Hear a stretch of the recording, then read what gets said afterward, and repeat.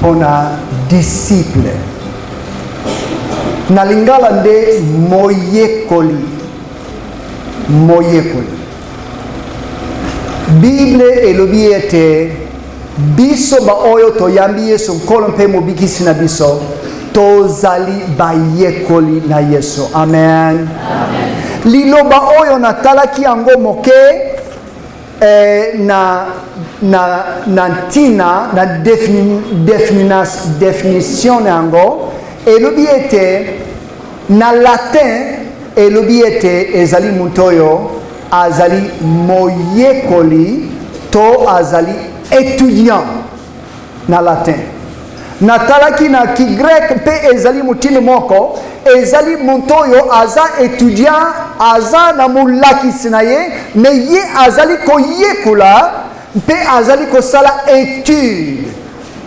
Na ki grec etali mingi étude ete muntu wana azali koyekola epai na mulakisi na ye me azali kosala étude na makambo oyo azali koyekola me eke lisusu musika elobi yempe akolakisa bantu mosusu. Amen.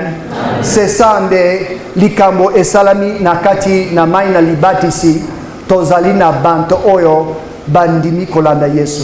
Basi bayamba Yesu pe balobi tokozonga sima lisusu te. Lokola Yesu akufaki mpona masumu na biso. Ndenge Yesu akunamaki masumu na biso pe ezwaki solution. Na ndenge Yesu asekwaki mpona kopesa biso bomoi na sika. Ete totambola na etamboli na bomoi na sika. Bongo liloba wana moyekoli c'est le même que liloba chrétien. Kutu soko botali ezali na misala bantoma chapitre 11 verset 26 ezali première fois toyoki liloba na moklesto to chrétien na Acte chapitre 11. Bongo ntango toyoki moklesto to moyekoli ezali kaka bantu mutu moko wana. Melelo nati na rouge acrostiche. C'est-à-dire na kumikunu na rouge disciple. Disciple azali nani. Nde tokolanda yango moke po bokoki kokoma yango na tiki yango na tableau moke. Disciple azali nani. Nati yango moke mpona bangususu ekosunga bino mpona kotala yango malamu. Totia awa mpona emonana. Disciple azali muntu oyo liboso azana décision azana ekateli. Disciple azali lisusu muntu oyo azali imitateur azali ko imiter kolo Yesu Kristo. Yango na chrétien ezali molandi na Yesu imitateur pe servant. Disciple azali muntu azali ko mikitisa alingi ko salela kolo Yesu Kristo. Azali muntu pe na croix. Azali muntu na komema ekulunsu na ye. Azali pe muntu azala mission, la mission, azala mission na ye. Azali pe muntu na kotosa parole to liloba na Nzambe. Azali pe muntu au na libi pona kokukisa acrostiche na yibi liloba na anglais love. Soko bino boliki kubaluka moke bakiti na bino pona kokumuna bien. Nde love ezali bolingo mpe lisusu évidence, l'évidence. Donc ezana preuve ezana eloko italisaka biso ete muntu oyo aza solo moklesto muntu oyo solo abiki abongwani abotami mbala na mibale et l'évidence. Donc preuve ezali na yango nde tokende nano na décision ekateli nini esengeli disciple azanango. Tolingi kotala moke ba verset moko na Matthieu chapitre 9 verset 9. Yesu alobaki na Matthieu landa ngai. Mbote biso. Est-ce que Matthieu alandaki na Matthieu 9:9? Est-ce que alandaki Yesu, oui ou non? Est-ce que yompe soko Yesu abiangi yo okulanda ye? Yesu abiangi yo. Toibi nzemo ango. Est-ce que soko abiangi yo okundima kulanda ye? okotelema kotika makambo na mpako makambo na mbongo pe okolanda Yesu ezali tuna Matayi alandaki ye metala disciple mosusu Yesu alobaki landa ngai alobi ado mote pardon nakena nano nakunda bakufi Yesu alobi tika bakufi kunda bakufi na bango lelo oyibi bantu mingi bazolekisa lèvre mingi na bamatanga soko mutu akufi esili ngai pardon mokolo soko ngai nakufi bozala matanga na ngai bomitungisa te bozongola bandako na bino bolala bampongi malamu bolia na bino molimo na ngai eza deja epai na nzambe nzolo na munai elakisi deja ete na kozongola mabele amen ngai nasengi mokolo ngai nakufa nalingi mutu moko alala libanda te bokaka ngai koloba ngo bokena kolala bandako na bino soko bolingi un jour bokutana avant na kutia ngai na mabele mpe bokumisa nzambe botonda nzambe likambo te me ngai nalingi bantu bangonge baswa bango balala na libanda te po deja molimo na ngai ezali epai na nzambe bible epesi promesse nango donc namonaka awa nakutanaki na mutu moko na avion alobi biso bakongolais eloko elisaka biso kaka bafete bamatanga na baeglise yango wana tosalaka mosala te azaki mutu azovanda na Belgique navandi penepene ya albi eloko ezangisaka biso kosala mosala eza kaka bafete eleki mingi bamatanga eleki mingi mpe kosambela mingi kosambela eza malamu me soki okomi kaka kosambela me ozosala te eza na imbalance efo kosala mpe na maboko bongo na Marc chapitre 8 verset 34 elobi mutu yonso oyo alingi kolanda ngai asengeli komibuya ye moko tala condition na liboso bible ezali kotia mpona disciple ete esengeli amibuya eza na makambo mosusu soko tolingi kolanda Yesu esengeli tosala nini tomibuya nango toloba no na kosala yango te nzoto oyo eza na bamposa me eza na biloko mosusu esengeli tomiboya nango etali mokili etali mayele na satana etali filosofie mayele na mokili eza na mosusu esengeli tomiboya Yesu alobi na yonso oyo na bouche eza maloba na Yesu alobi soko mutu alingi kolanda ngai asengeli komiboya ye moko kokamata ekulusu na ye mpe kolanda ngai bobini nyonso boyebaka lisolo na Miche 12 Miche 18 Miche 19 bazali na Luc chapitre 12 Luc chapitre 18 Luc chapitre 19 Miche 12 alobaki amonaki bomengo na ye moko badepo na ye komi moke alobi nakobuka yango lobi nakotunga depo mosusu nakoloba na molimo na ngai lia mela sepela nzambe abiangaki mozwi wana zoba soko mutu wana se abiangi yo zoba eza nsoni mingi me soko nzambe abiangi yo zoba ezali mawa na koleka po tata wana azalaki ata na likanisi moko te mpona nzambe likanisi moko te mpona kobila Yesu likanisi moko te ata mpona bantu bazalaki nzinga na ye mpe Miche 18 aye epai na Yesu atuni nasala nini ete nakota na bokonzi na lola Yesu alobaki na ye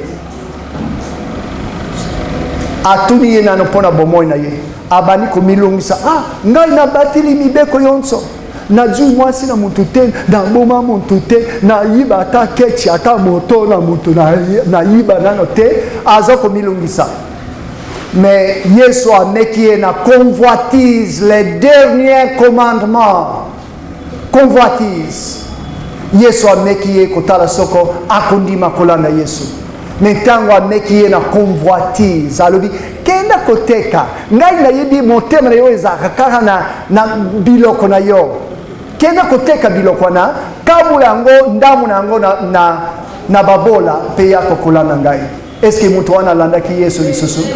Mpo Yesu atushe eloko ezalaki na kati na motema na ye. Biloko na ye, bomengo na ye lekaki mutuya ke kolanda Yesu.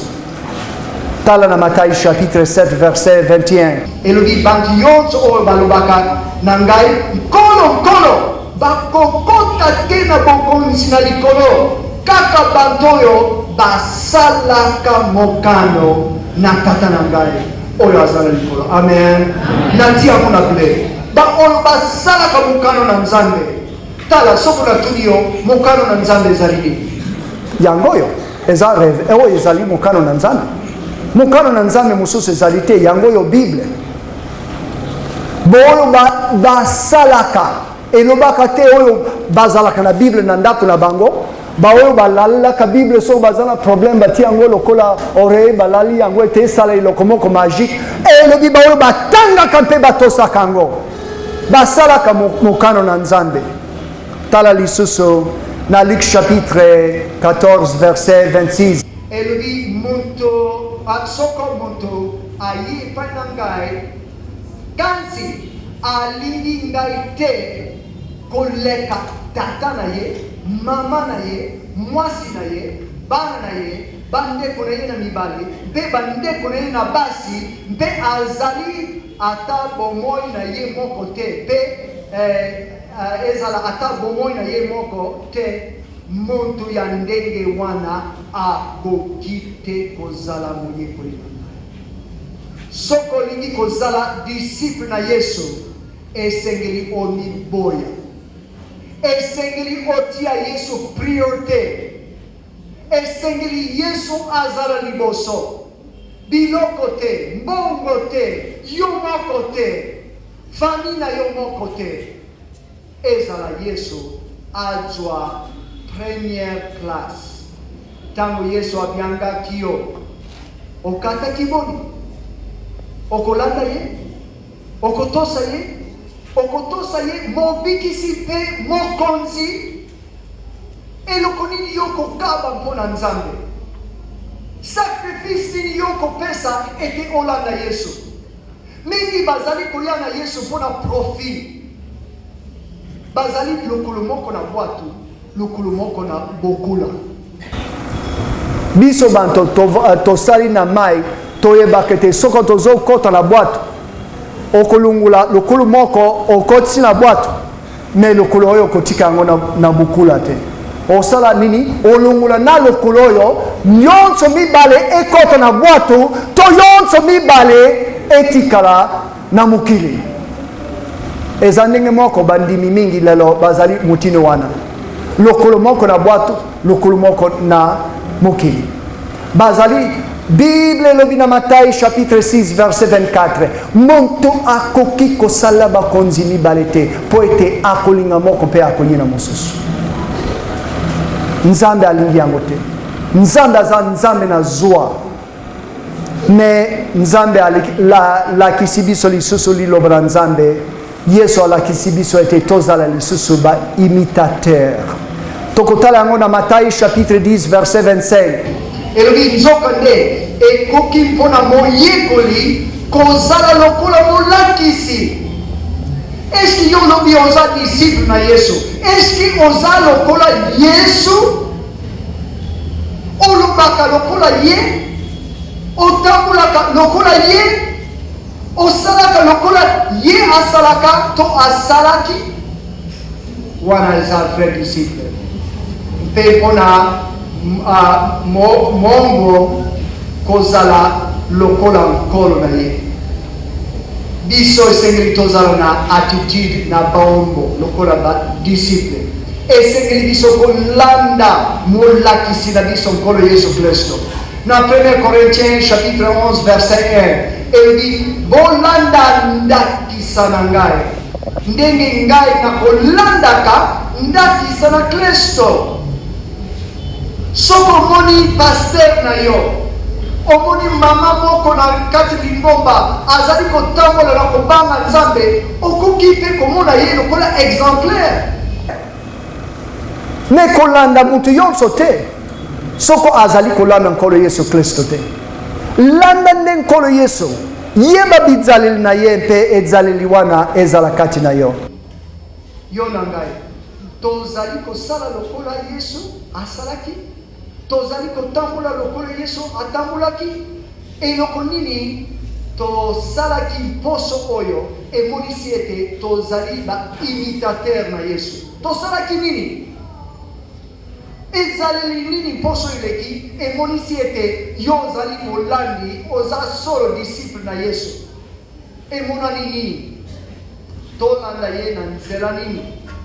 Mingi bazali bobele ko imite to ko lokota bizaleli nzinga na bango. Eglise oyo basalaka boyo, babinaka boyo, bayimbaka boyo, tika biso tolanda bango.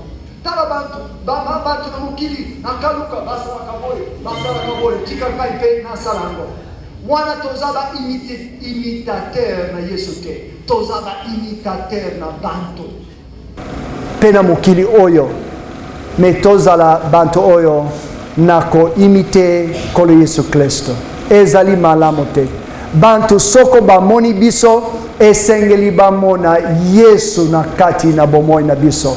Tozala sulu malamu elengi na monoko mongwa mpe mwinda kati na molili na mukili oyo. Bantu bamona Yesu.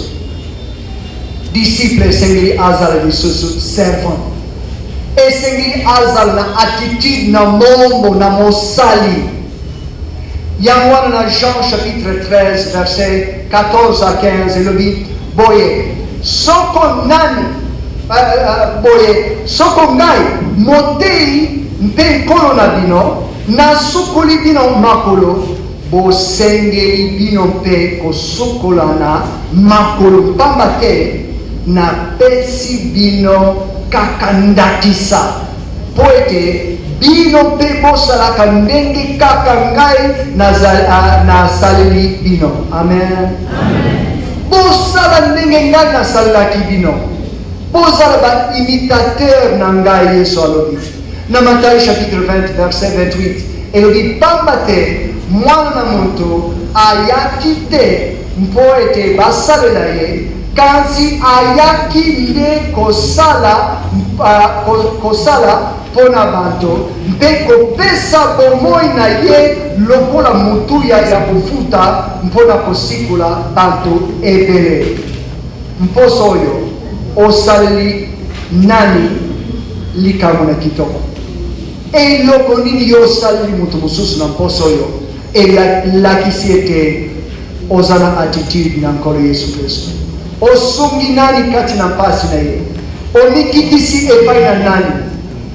Soko osali mutu mosusu malamu, osali yango mpona Yesu? Osali mutu osali kitoko, osali mpona mutu oyo te, osali nde mpona Yesu?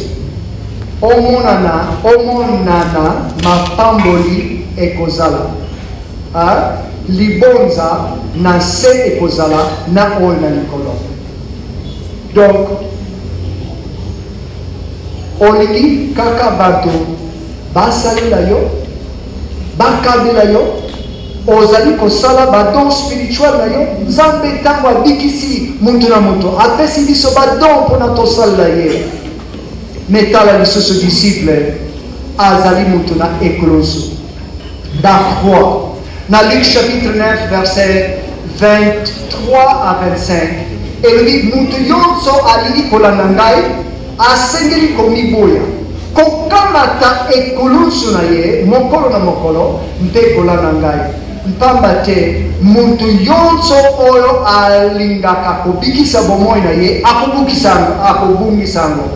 Kasi mutu nyonso oyo akobungisa bomoi na ye mpona ngai akobikisa yango. Litumba nini ezali mpona mutu soko azwi mokili mobimba kasi abungisi to abebisi bomoi na ye moko? Luc 14:27 elobi pe mutu yonso oyo amemaka ekulusu na ye te akoki te kozala moyekoli na ngai.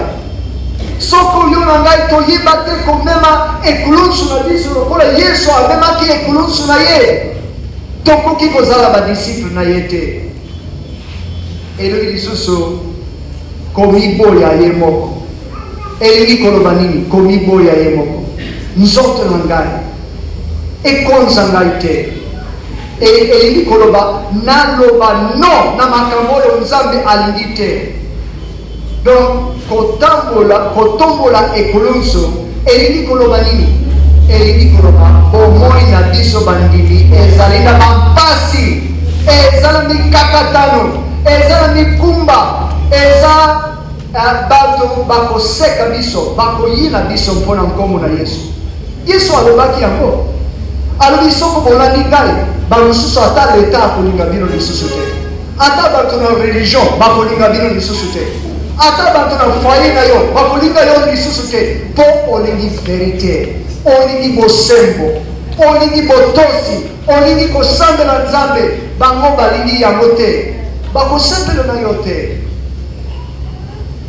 Tala lisusu disciple nyonso aza na mission na Marc chapitre 1 verset 17 elobi bolanda ngai mpe ngai nakokumisa bino balobi na bato. Amen. Bino boyebaka te me ngai naza mobumi na banyama na molobi na bambisi na boma bambisi tro libumu oyo eliba mbisi oyo ngai nabomi. Amen. Na banyama okotanga yango te nkama na nkama ebanda bankemba bandeke kula likolo ti banyama oyo na se kolanda yango te nakanisi presque yonso na boma yango na baminduki. Amen. Ata na lanspierre ata na buta ata na munduki nga naza mobomi na banyama kutu nasekisa bino kaka moke na lisobe mokolo mosusu munduki na ngai ezanga masasi na moni mbaji soko bino bolebaka mbaji aza nyama vraiment munene maseke na ye na kati lisobe na lobi oyo lelo azokita na bandi kolanda ye na Land Cruiser wana oyo na rouge wana na lisobe kote kolungwa na bankole mpona kokita na idumbe na lisobe wana azokima zamba yango wana askive ngai na bomi ye na mutuka na lisobe na tuti ye ntango akiti na bimisi mbeli na nga toli nyama monene na bomi ye na mbeli na ngai na maboko na ngai me napesaki ye mwa kumoke na mutuka mpona kokweyisa ye. Amene. Me Yesu alingi ete tozala balobi na bambisi. Amen. Tobenda bantu mpona ye apesi biso mosala monene awa na mokili kobenda bantu epai na ye. Tala na verset 19 elobi bokenda na Matayi bokenda bokomisa bantu na bikolo nyonso bayekoli na ngai batisa bango na nkombo na Tata na Mwana mpe na Molimo Mosanto bolakisa bango kotosa makambo nyonso oyo natindaki bino boyini malamu ete nazali elongo na bino mikolo nyonso kino suka na mokili. Acte chapitre 1 verset 8 elobi kasi bokozwa nguya wana Molimo Mosanto akokitela bino mpe bokozala bakatoli na ngai na Yerusalem sika bovandi na Yudia na bamboka oyo pembeni na province mosusu na Samaria mpe kino bokokata babodi bokokata bandelo ata na Angola ata na Chine bokokenda koteya sango malamu. Yo na ngai tozali kokokisa etinda oyo bantu boni omemisi epai na Yesu bantu boni bokolisi bango na liloba na Yesu boni na bango babandi kobenda mpe bamosusu epai na Yesu. Disciple azali na mission ayebi mission na ye me disciple ayebi mpe mibeko na ye ayebi parole ayebi liloba na Nzambe po mission na ye epesami na kati na liloba na Nzambe. Na Luc chapitre 6 verset 46 elobi pona nini bobingaka ngai nkolo kasi bosalaka te makambo oyo nayibisaka bino. Vrai disciple esengeli atosa parole atosa liloba na Nzambe na Jean chapitre 8 verset 31 elobi soko boko umela kati na liloba oyo na koteya bino bokozala penza bayekoli na ngai bokoyeba mpona solo mpe solo ekokangola ekosikola ekolibere bino soko boyebi solo soko solo wana ezali kokonza bino na motema. Ndenge nini tokozwa liloba la nzambe na valeur? Ndenge nini liloba la nzambe lokola pelendo atalaki liloba la nzambe alobi oyo makomi nini nde missionnaire alakisaki esengeli oyeba kotanga. Amen. Boyebi lisolo yango na pelendo ndenge ezalaki.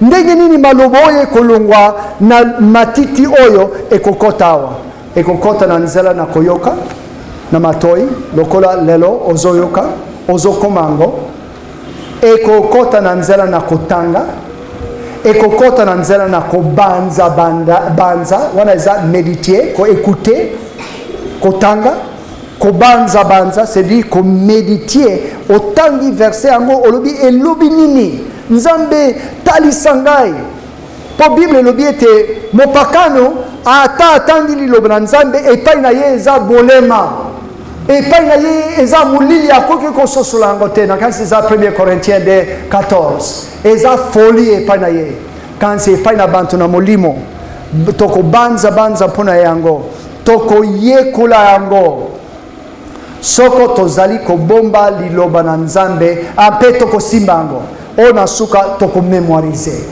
Donc tokoyoka tokotanga tokomémoirize tokoétudier mpe suka na mitano tokosala nini tokomémoirize ekozala verset wana mobimba tokanga yango na mutu na biso elobi mpe koleka soki tozali kosalela mpe kotosa yango yango wana na Yakobo elobi bozala bobele banini te bayoki mpamba te kansi basali batosi toyoki me tosali yango okanisaka mpona yango butu na moi soko batuni yo lituna kati na Bible okoyeba koyalula yango Bible ezala elobi zala pre kopesa eyanu na muntu yonso akotuna yo mpona etuneli oyo na Bible etuneli oyo na kondima na yo.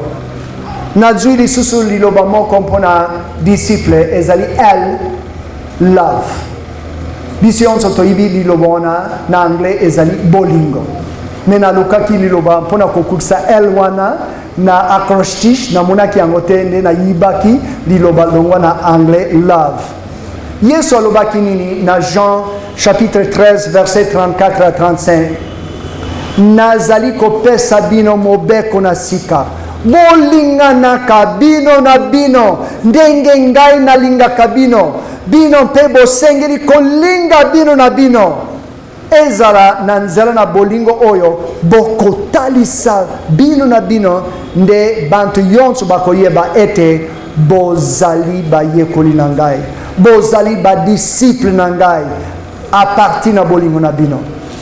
Na Matthieu chapitre 5 verset 46 alobi soki bolingaka te banto oyo balingaka bino soko bolingaka kaka banto oyo balingaka bino lifuti nini bokozwa boni bafalisai bafutisi mpako bakosalaka mpe bongo te soko bokopesaka mbote kaka na bandeko mibali na bino likamo nini ya kokamwa oyo bosalaka boni